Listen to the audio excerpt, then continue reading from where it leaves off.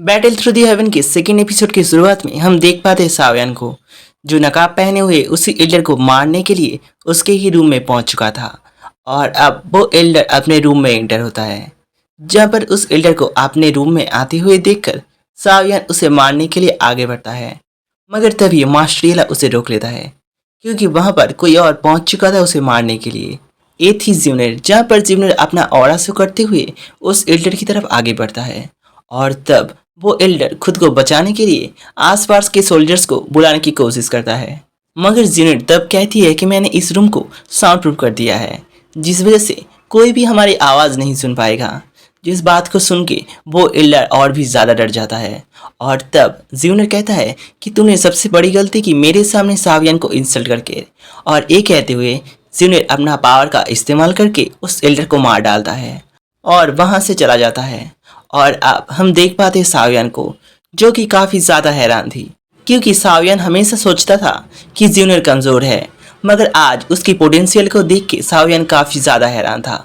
और तब मास्टर येलाओ सावियन से कहता है कि ज्यूनर ताकतवर तो है, मगर उसे एक्सपीरियंस की कमी है। उसने सिर्फ उस एल्डर को घायल किया है, उसे पूरी तरह से मारा नहीं है। और अब हम देख पाते हैं उस एल्डर को, जो कि फिर से उठ खड़ा हुआ। और अब सावियन उसके सामने जाके उसे मार डालता है। अब सावियन उसे मार के अपने घर की तरफ निकल पड़ता है। और अब रास्ते में उसके सामने ज्यूनर आ जाती है, जो कि अपने हाथों में फ्लेम्स लिए हुए काफ़ी ज़्यादा बैडेस लग रही थी। और अब ज्यूनर सावियन से पूछता है कि आखिर तुम कौन हो और तुम उस रूम में क्या कर रही थी। जिस बात से हम समझ पाते हैं कि ज्यूनर ने उस एल्डर को जानबूझकर ही जिंदा छोड़ा था।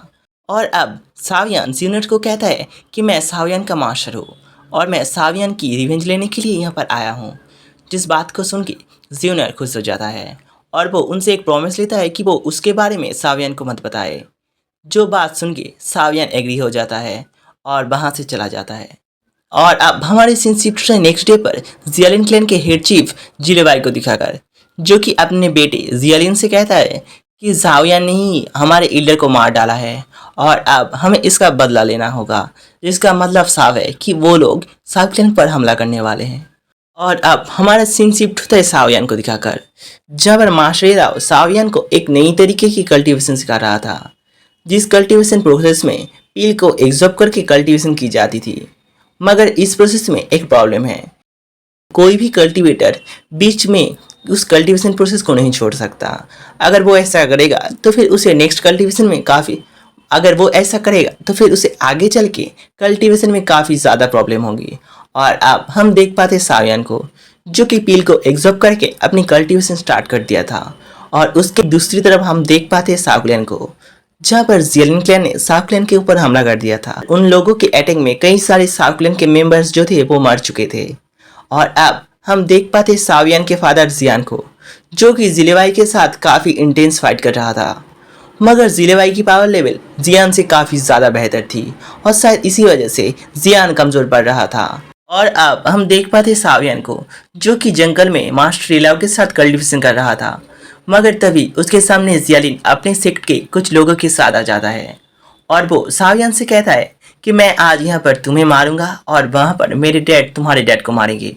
जिस बात से सावियन समझ चुका था कि जियालिन क्लैन ने साव क्लैन के ऊपर हमला कर दिया है। और तब सावियन मास्टर येलाओ के पावर का इस्तेमाल करते हुए एक ही अटैक में उन सारे के सारे लोगों को हरा देता है। और तब सावियन अपने कल्टीवेशन को रोक के अपने फादर को बचाने के लिए वहाँ से आगे बढ़ता है।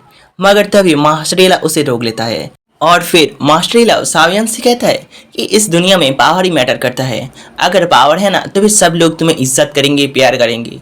अगर पावर नहीं है तो फिर तुम्हारी फैमिली भी तुम्हें धोखा देगा। देखना, एक वक्त में तुम्हारे फादर भी तुम्हारी कदर नहीं करेगा।